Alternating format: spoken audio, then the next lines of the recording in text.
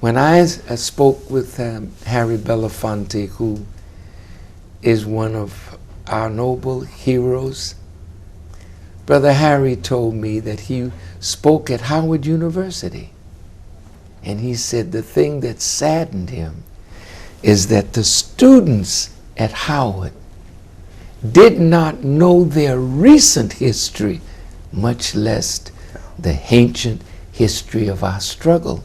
So if we don't know the struggle, then the struggle can't continue. And that's the difference, Brother Gil, with the Jewish community and our community. Because there's not one Jewish child that is unfamiliar with the Jewish struggle and the Jewish Holocaust. And that is why they can say, never again, and mean it, because they're so conscious and so sensitive to anti-Semitism that they will never let it happen again.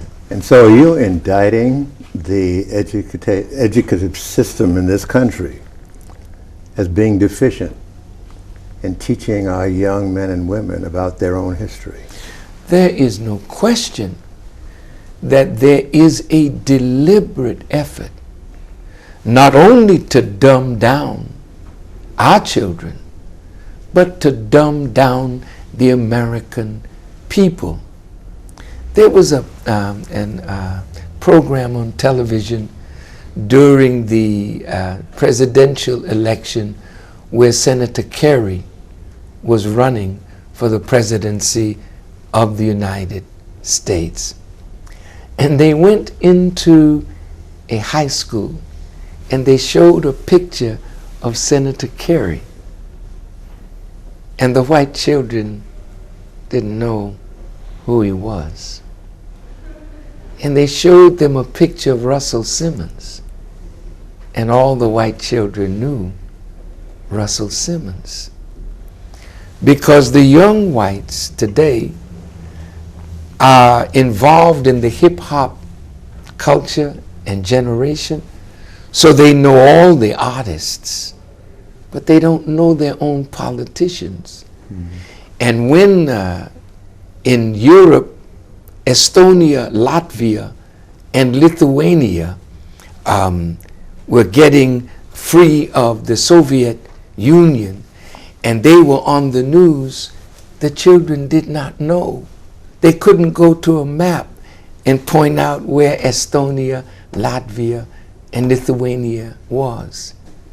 But I knew that, Gil, from the 6th grade when I was a young student in Boston, Massachusetts. I had an education, Gil, and I went to an all-black grammar school and a white high school that was integrated. But when I left high school, I had 4 years of Latin, 2 years of German, 2 years of French, 1 year of Spanish. I had algebra, trigonometry, calculus. I had plane geometry, solid geometry. I had ancient history, medieval history, modern history. And I was 16 years of age. And I went south to school. And I never bought a book because I didn't need one. My high school education got me through college. Not today. We're suffering. Not only us, but the American people as a whole. Having looked at this historic perspective as you laid out, one has to ask the questions about today. In addition to the inner cities and the trauma there, which disturb you, I know, there's a situation that is going on not only nationally but globally. Greed, corporate greed, and it is forcing a lot of things that are exacerbating, many are saying, the trauma in the inner cities. And now we have this thing called massive unemployment. And so young brothers are really floundering in the inner cities. They have no way to make a living. It's destroying the household. What do you have to say about observations that are being made like that? There is a verse in the Quran that reads, corruption has appeared on the land and the sea on account of what men's hands have wrought, that he, God, may make them taste a part of what they have done. Perhaps they may return to better conduct in words. Greed is the corruption of the United States government first. We have to start at the top, because the corruption, the criminal behavior at the top is manifested in the streets of America. The violence at the top is manifested in the streets of America. You have men in business suits, but they're criminals in the way they think to rob other nations of their wealth and power and assassinate leaders that do not lead according to the interests of corporate multinational corporations. So this kind of policy that has been a part of the government of the United States of America now has endangered the government itself, because greed and special interests and powerful lobbies control the U.S. Congress. So the U.S. Congress is not the Congress of the American people, it is the Congress of special interests. And when special interests can spend billions of dollars to influence legislation that benefits the special interest, but not necessarily the mass American people, then the government is caving in from the top. And now recent polls show that only 21% of the American people, or the popularity of the Congress, has sunk to 21%. Well, now you're fueling anarchy in the country.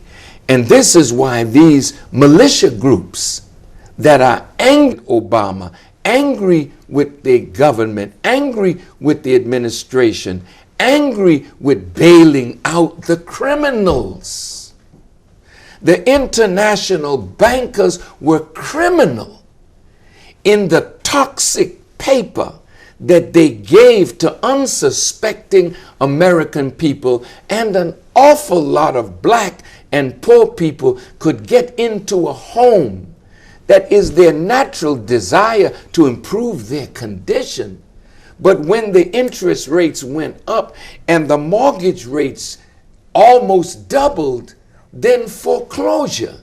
So the masses of the people that are losing their homes, losing their cars, losing their 401ks, losing any health benefits because they're losing their jobs, because greedy international corporations that got their benefit from America started shipping jobs overseas to cheap labor markets, then sending the product back to America, selling it at high prices to increase the bottom line. They call that outsourcing of business. Yes. Of jobs. But now it is producing the destruction of the United States of America.